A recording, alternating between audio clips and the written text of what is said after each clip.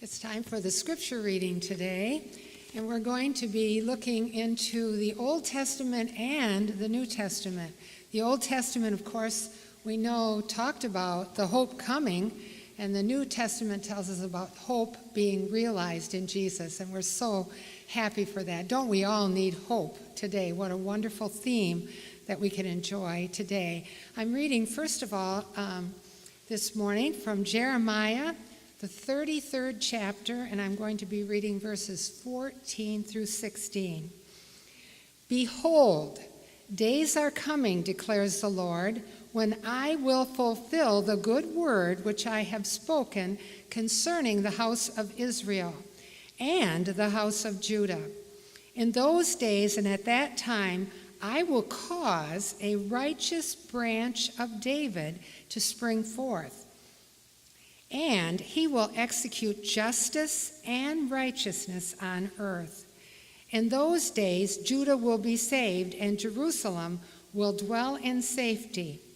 And this is the name by which she will be called: the Lord is our righteousness.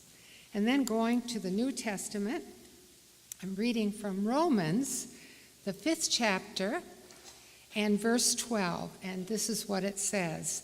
Therefore, just as through one man sin entered into the world, and death through sin, and so death spread to all men, because all sinned. And then going back to the Old Testament again, to the book of Isaiah, I'm going to be reading from Isaiah, the 9th chapter, and I'm going to read verse 6. 9:6, and this is what it says. For a child will be born to us, a son will be given to us, and the government will rest on his shoulders. His name will be called Wonderful Counselor, Mighty God, Eternal Father, Prince of Peace. And then finally, the New Testament, going to the book of Hebrews. And I'm reading from Hebrews, the 6th chapter, verse 19.